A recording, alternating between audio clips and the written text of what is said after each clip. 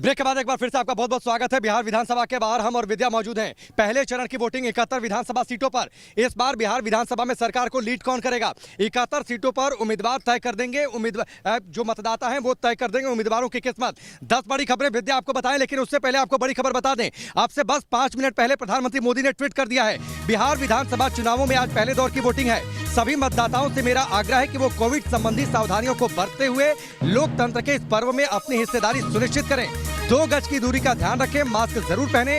याद रखें, पहले मतदान फिर जलपान। ये प्रधानमंत्री मोदी का ट्वीट विद्या।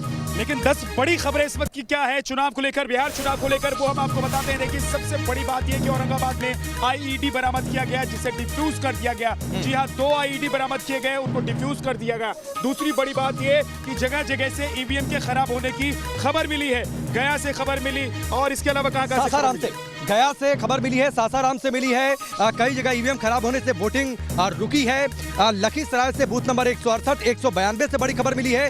इसके साथ ही जो बरबीघा विधानसभा है उसके बूथ संख्या 67 पर मतदान बाधित हो गया है। यानी 1 घंटा शुरुआती 1 घंटा हो चुका है विद्या मतदान के 71 विधानसभा सीटों पर, लेकिन करीब 5 से 6 जगहों पर ईवीएम खराब होने की शिकायत मिली है। वहां पर वोटिंग रुकी है, वोटिंग प्रभावित हुई है। इस बीच और बड़ी खबर बता देते हैं, बाकी जो बड़ी खबरें हैं इस बीच बिहार विधानसभा से जुड़ी हुई अपने दर्शकों को बताते हैं। देखिए, आज सबसे पहले चिराग पासवान ने एक ट्वीट किया। उन्होंने कहा कि अगर आप नीतीश कुमार को वोट देते हैं तो वो वोट सीधा आपका महागठबंधन को चला जाएगा। यानी कि वो जनता को एक तरीके से ये बताने की कोशिश कर रहे हैं कि इससे पहले आप देख चुके हैं कि जेडीयू और आरजेडी एक साथ आकर सरकार बना चुके हैं, और ये नीतीश कुमार को सीधे सीधे निशाना बनाते हुए उन्होंने यह दिया विद्या, उन्होंने ये भी कह दिया कि अगर आप नीतीश कुमार को वोट देते हैं तो हो सकता है कि महागठबंधन में वो शामिल हो जाएं। बाद में अगर स्थितियां बदलती हैं तो इसलिए नीतीश कुमार को वोट मत दीजिए, वोट आपका बर्बाद हो जाएगा।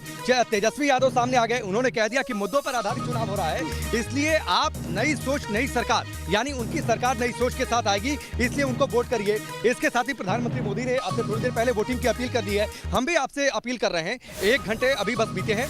आप अगर इन 71 विधानसभा सीटों में जहां पर आज वोटिंग हो रही है वहां पर आपका घर है, वहां पर आप रहते हैं, वहां के आप वोटर हैं, तो आप अपने घर से तुरंत निकलिए, नजदीकी पोलिंग बूथ पर जाइए, पहले मतदान कर लीजिए, फिर जलपान घर आकर करिए, क्योंकि लोकतंत्र में ये सबसे बड़ा अधिकार है वोट करने का। आप अगले 5 साल के लिए अपने राज्य की किस्मत, आपका राज्य किस तरीके से विकास करे, आप क्या चाहते हैं अपने इलाके में, उस पर, उन मुद्दों पर आधारित आप वोट करेंगे, आप तय करेंगे। इसीलिए हमारी आपसे अपील है न्यूज नेशन पर कि जागरूक मतदाता बनिए, अपने घर से तुरंत निकलिए, पहले मतदान करिए। जी, और इस बीच जो गिरिराज सिंह ने कहा वो भी अपने दर्शकों को बता देते हैं। गिरिराज सिंह ने कहा कि गरीब गुर्बतों के लिए सरकार बननी चाहिए, यानी कि गरीबों की उन्होंने बात की। सबसे बड़ी बात यह है कि इस बार बिहार चुनाव में गरीब और गुर्बत जिसकी बात कर रहे हैं गिरिराज सिंह, क्योंकि वो सुबह उठकर सबसे पहले पहुंचे थे पूजा करने के लिए, पूजा पाठ से उन्होंने अपने दिन की शुरुआत की। गिरिराज सिंह वैसे भी आप देखें तो जब टीवी के और कैमरे के सामने आते हैं, टीवी पर आते हैं, कैमरे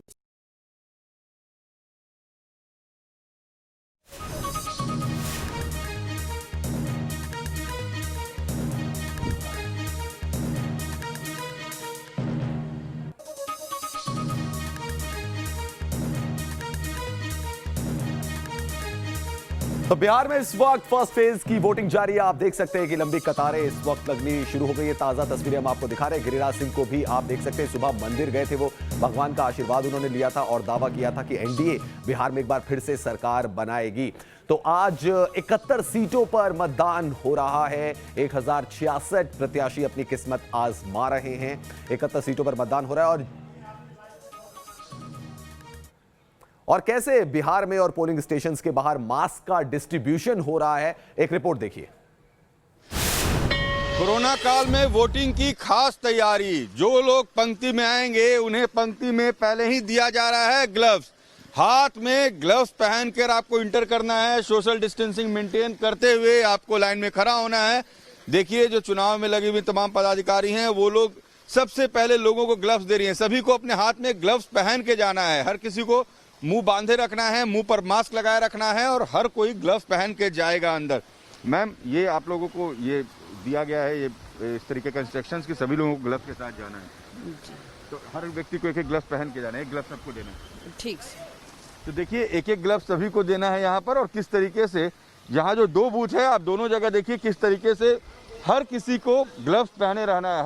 हर व्यक्ति सुबह का वक्त जब लोग वोट कास्ट करने आ रहे हैं और हर किसी को ग्लव्स दिया गया। देखिए, हर किसी ने हाथ में पहले से ग्लव्स पहन लिया है। जो लोग सिक्योरिटी में लगे हुए हैं तमाम लोग यहाँ पर मास्क के साथ हैं, फेस शील्ड के साथ हैं, हाथ में ग्लव्स है और ये सुनिश्चित किया जा रहा है कि हर कोई सोशल डिस्टेंसिंग मेंटेन करे। कोरोना काल में लोकतंत्र का ये महापर्व और ये सबसे बड़ी चुनौती है कि आप किस तरीके से इस लोकतंत्र के महापर्व को सफल बनाते हैं। हर कोई जो यहाँ पहुंचेगा उसे पूरी हिदायत के साथ यहाँ पर पहुंचना है, उनको हाथ में ग्लव्स पहनना है, सैनिटाइजर का इस्तेमाल करना है। आप लोग सब लोग वोट कास्ट करने आए हैं? मुखिया जी आप लोग वोट कास्ट करने हैं तो हाथ में ग्लव्स पहनना है। हाँ। क्या बताया गया है? सोशल डिस्टेंसिंग में पहला सुरक्षित है कि कोरोना काल में जो मतदान का महापर्व जो है वो सोशल डिस्टेंसिंग में दे और अपने से आप सुरक्षित रहें। मतदान जो है शांतिपूर्ण, अपना जो भी मत है अपना शांतिपूर्ण दें। शांतिपूर्ण तरीके से मतदान करें। और देखिए हर किसी ने ग्लव्स हाथ में पहन लिया है और हर किसी ने मास्क लगाया हुआ है। बाकायदा यहाँ पर सब कुछ लिखा हुआ भी है। आपको हम दिखाते हैं कि जो लोग बूथ के अंदर आ रहे हैं उन्हें भी यहाँ पर प्रॉपर चेक किया जा रहा है, उसके बाद ही उन्हें अंदर आने दिया जा रहा है। तो ये जो तस्वीर है ये बताने को काफ़ी है कि कैसे इस वक्त कोरोना काल में ऐसी तैयारी की गई है कि थोड़ा दूरी खड़ी हो जाइए, दूर पे खड़े होइए। जो आएंगी यहाँ पर एक मैडम बैठी हुई हैं जिनके हाथ में थर्मल स्कैनर है। आपको देखना है टेम्परेचर सबका? हाँ, क्या बताया गया है? देखना है टेम्परेचर, देखना है कि मैंने कि 36 से मैंने कि कम हो और 100 से ज्यादा रहेगा जिनको वोटिंग नहीं देना वोट नहीं करने देना है। तो देखिए बिल्कुल इंस्ट्रक्टेड हैं और सभी लोग वेल ट्रेंड हैं।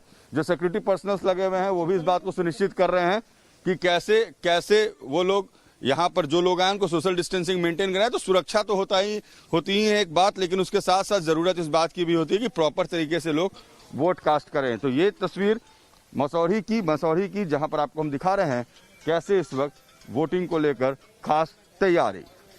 वीडियो जर्नलिस्ट सत्येंद्र के साथ रजनीश सिन्हा, न्यूज नेशन, मसौढ़ी। तो बिहार में मतदान जारी है। 71 सीटों के लिए वोटिंग हो रही है। इस बीच बिहार चुनाव से जुड़ी 10 बड़ी ब्रेकिंग हम आपको बताते हैं। कैमूर के भभुआ में बिहार चुनाव से जुड़ी 10 बड़ी ब्रेकिंग हम आपको बता रहे हैं। 71 सीटों के लिए फिलहाल मतदान जारी है। शेखपुरा विधानसभा में बूथ नंबर 104, 105 पर ईवीएम खराब हो गया। बहुत जगह से ईवीएम खराब होने की खबरें भी आई हैं। 10 बड़ी खबरें हम आपको बता रहे हैं बिहार चुनाव से जुड़ी हुई, जहां मतदान शुरू हो गया है 71 सीटों के लिए। चिराग पासवान का आरोप है कि महागठबंधन में लौट जाएंगे सीएम नीतीश कुमार। इससे सबसे पहले हम आपको दिखाते हैं कि पीएम नरेंद्र मोदी ने क्या ट्वीट किया है। प्रधानमंत्री ने ट्वीट किया है कि बिहार विधानसभा चुनाव में आज पहले दौर की वोटिंग है, इसलिए जो कोविड है उसके लिए सावधानियां बरतना बहुत ज्यादा जरूरी है। प्रधानमंत्री नरेंद्र मोदी का ट्वीट अब से थोड़ी देर पहले आया है बिहार विधानसभा में फर्स्ट फेज की वोटिंग को लेकर। तो बिहार विधानसभा चुनाव में आज पहले दौर की वोटिंग है। प्रधानमंत्री नरेंद्र मोदी ये कह रहे हैं, ऐसे में कोविड से रिलेटेड जो भी सावधानियां हैं वो बरतनी बहुत ज्यादा जरूरी हैं। और जैसा कि हमने आपको अपनी रिपोर्ट में भी दिखाया था किस तरीके से मास्क और ग्लव्स का डिस्ट्रीब्यूशन पोलिंग बूथ के बाहर किया जा रहा है। इसके साथ ही साथ हम आपको 10 बड़ी खबरें भी दिखा रहे हैं। कई जगह ईवीएम खराब होने से वोटिंग रुक गई है। जी हां, फर्स्ट फेज में कई जगह ईवीएम के खराब होने की खबरें भी सामने आई हैं। प्रधानमंत्री नरेंद्र मोदी का पूरा ट्वीट किया है। बिहार विधानसभा चुनाव में आज पहले दौर की वोटिंग है। सभी मतदाताओं से मेरा आग्रह है कि वो कोविड संबंधी सावधानियों को बरतते हुए लोकतंत्र के इस पर्व में अपनी हिस्सेदारी सुनिश्चित करें। 2 गज की दूरी का ध्यान रखें, मास्क जरूर पहने, याद रखें पहले मतदान फिर जलपान। ये कहना है पीएम नरेंद्र मोदी का। और वरिष्ठ पत्रकार एनके सिंह जी हमारे साथ जुड़े हुए हैं। एनके सिंह जी, किस तरीके का रोमांचक मुकाबला इस वक्त देखने को मिल सकता है इन 71 सीटों पर? क्या समीकरण आपको बनते हुए नजर आ रहे हैं?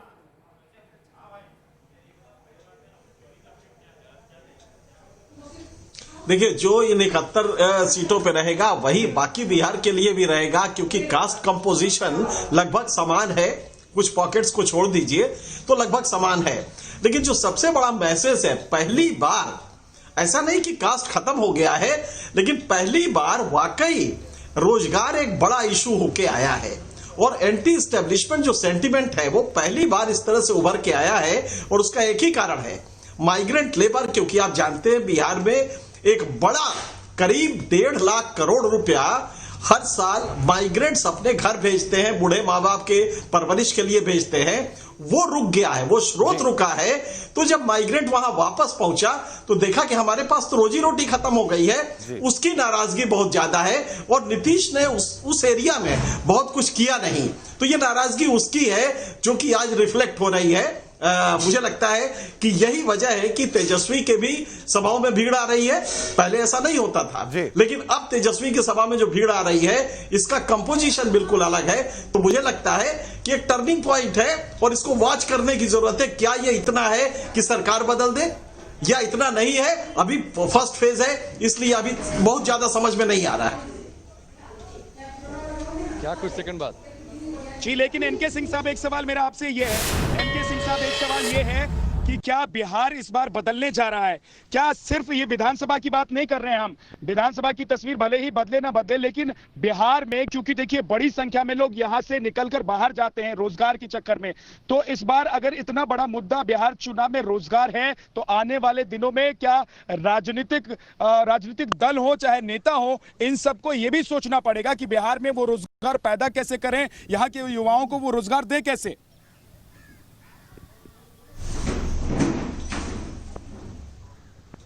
देखिए विद्या, एक बहुत बेसिक बात है कि बिहार में रोजगार स्टेट गवर्नमेंट का रोल होता है, उसमें केंद्र का रोल नहीं होता। लॉ एंड ऑर्डर आपका अच्छा है कि नहीं, आपने इंफ्रास्ट्रक्चर डेवलप किया है कि नहीं, इसमें केंद्र का रोल नहीं होता। इसलिए जो नाराजगी है वो इसी सरकार के खिलाफ है।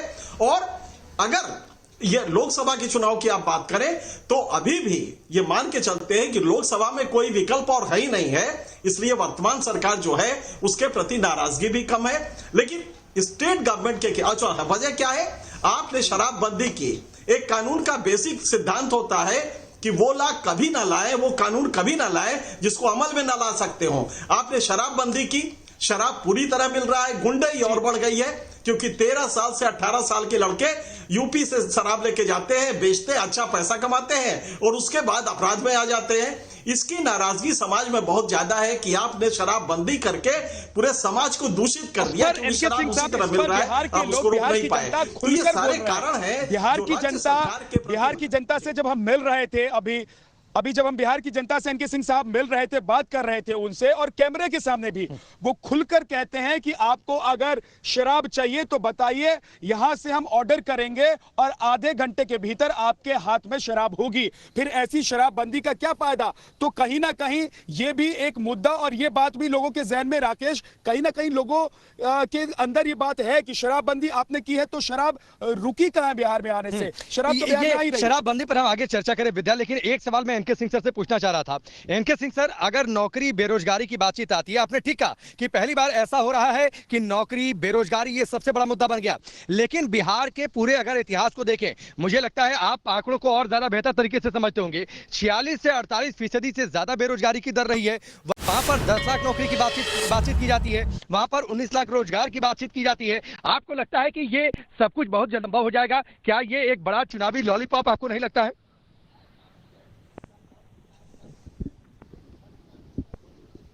नहीं, ये मजाक लगता है। देखिए बिहार में हर साल एवरी ईयर करीब 1.5 करोड़ लड़के जॉब मार्केट में नए खड़े हो जाते हैं। बिहार की पॉपुलेशन 12 करोड़ है, 1.5 करोड़ नए जॉब मार्केट में आ जाते हैं लड़के। कहां से आप रोजगार देंगे? दूसरा यह है कि रोजगार जो 19 लाख या 10 लाख आप कह रहे हैं, किस प्रोसेस से लाएंगे? आपके पास कौन सा इंफ्रास्ट्रक्चर आपके यहाँ नहीं है, लॉ एंड ऑर्डर आपका खराब है, कोई इन्वेस्ट करने के लिए तैयार नहीं वहां पे फैक्ट्री, क्योंकि फैक्ट्री आप आज लगाएंगे, नेता पहले आ जाएगा, एक मैसेज दे देगा कि भाई इतने रुपए भेज देना। तो लिहाजा बिहार में वो वातावरण आपने दिया ही नहीं है। नतीजा ये, अच्छा आप ध्यान रखिएगा कि राष्ट्रीय औसत का पॉपुलेशन डेंसिटी बिहार में 3 गुना ज्यादा है। इस समय 1105 पर किलोमीटर स्क्वायर है, जबकि राष्ट्रीय औसत सिर्फ 424 है। तो आप समझ सकते हैं कि पॉपुलेशन प्रेशर है, जॉब्स है नहीं, तो जो नाराजगी है और जो माइग्रेंट जा रहे हैं उनका भविष्य असुरक्षित है। तो ये सारी नाराजगियां एक साथ आ गई हैं जो कि नीतीश की गवर्नमेंट के खिलाफ जा रही हैं। अगर युवा रोजगार के मुद्दे पर इस बार वोट कर देते हैं राकेश, तो आप ये समझिए कि बिहार की राजनीति में ये एक नया मोड़ होगा, क्योंकि यहाँ पर हर साल, जैसा कि एनके सिंह साहब कह रहे हैं, कि लगभग 1.25 करोड़ 1.5 करोड़ के आसपास ऐसे बच्चे युवा तैयार हो जाते हैं जो नौकरी की चाहत में इधर उधर या तो भटकने लगते हैं या फिर उनको नौकरी चाहिए तो बिहार में वो रहते हैं और उसकी तलाश में जुट जाते हैं। तो अगर ऐसा होता है और इस मुद्दे पर वोटिंग होती है तो ये एक नई राजनीति की शुरुआत होगी बिहार में, एक नई। लेकिन एनके सिंह सर, जिसका जिक्र पहले जातियों का कर रहे थे, एनके सिंह, एक सवाल आपसे और है। आज जिन 71 सीटों पर मतदान हो रहा है, उनमें 25 पर आरजेडी है, जेडीयू 23 पर और बीजेपी 13 पर। आपको पता है यादव मतदाता आरजेडी की ओर रुख करते हैं। जिन 71 सीटों पर आज चुनाव हो रहा है उनमें 22 पर यादव वोटर्स का कब्जा है, राजपूत का 7 सीटों पर, भूमिहार का 7 सीटों पर, कुशवाहा का 7 सीटों पर। तो क्या ये मान लिया जाए कि जाति आधारित इस बार ज्यादा मतदान नहीं होगा? क्या इस फैक्टर को अनदेखा किया जा सकता है? एक छोटे से ब्रेक के लिए राकेश हम रुक जाते हैं, ब्रेक हमें लेना पड़ रहा है इनके सिंह साहब। ब्रेक के बाद वापस आएंगे तो आप राकेश के सवालों का जवाब दीजिए। एक छोटा सा ब्रेक, फौरन वापस लौटेंगे। ब्रेक के बाद चलिए आगे बढ़ते हैं। लगातार बड़ी कवरेज हमारी जा रही है। बिहार की 71 विधानसभा सीटों पर पहले चरण की वोटिंग 1 घंटे से ज्यादा का वक्त हो चुका है और एक तस्वीर हम आपको आरा से दिखाते हैं। आरा के बूथ संख्या 156 टाउन स्कूल में 83 साल के बुजुर्ग मतदान करने पहुंचे हैं। और विद्या, हमारे लोकतंत्र की सबसे बड़ी खूबसूरती यही है कि लोग बढ़ चढ़कर एक पर्व की तरह इसमें हिस्सा लेते हैं और जोशो खरोश के साथ पहुंचते हैं मतदान करने के लिए। 83 साल का अगर कोई बुजुर्ग पहुंच रहा है तो ये कितनी बड़ी प्रेरणा की बात है कि वो उन लोगों के लिए जो अभी तक घर में बैठे हुए हैं। इसलिए हम कह रहे हैं आपसे कि आपका मतदान आपको ये बताएगा, ये तय करेगा आपके लिए कि नेता कैसा हो आपका, सरकार कौन सी हो आपकी। इसलिए आज अपने घर से निकलिए और देखिए उदाहरण के तौर पर ये कितनी बड़ी और अहम तस्वीर है कि 83 साल और विद्या, अगर आप लोकतंत्र में अपने मतदान का इस्तेमाल नहीं करते हैं, अपने मताधिकार का इस्तेमाल नहीं करते हैं, तो फिर अगले 5 साल आप किस हक के साथ ये कहेंगे कि विकास नहीं हुआ? आप अगले 5 साल अपने जनप्रतिनिधि से किस आधार पर शिकायत कर सकेंगे कि आपने हमारी समस्या का समाधान नहीं किया? इसलिए अगर आपको अपनी समस्याओं का समाधान चाहिए, अगर आपको अपने इलाके का विकास चाहिए, तो अपने घर से आप निकलिए, जाइए मतदान करिए, जलपान होता रहेगा, उसके बाद लंच भी करिएगा। एक बार चल लेते हैं, ये तस्वीर देखते रहिए और ये तस्वीर देखकर आप भी अपने घर से निकलिए, क्योंकि प्रधानमंत्री ने भी ट्वीट करके कहा है कि पहले मतदान उसके बाद जलपान। लेकिन एक बार चल लेते हैं एनके सिंह साहब, ब्रेक ले लेते हैं, उसके पहले ब्रेक लेना है, ब्रेक ले लेते हैं, छोटा सा ब्रेक, फौरन वापस लौटेंगे। एनके सिंह साहब हमारे साथ मौजूद हैं, हमने उनसे एक सवाल किया था, उसका जवाब लेंगे और साथ ही हमारे सहयोगी भी बने हुए हैं, रजनीश हमारे साथ है, उनके पास भी चलेंगे। अलग अलग बूथों पर जहां पर ईवीएम खराब हुई थी, क्या वहां की ईवीएम को दुरुस्त कर दिया गया है, ये जानकारी भी आप तक पहुंचाएंगे। फौरन वापस लौटेंगे, आप देखते रहिए न्यूज़।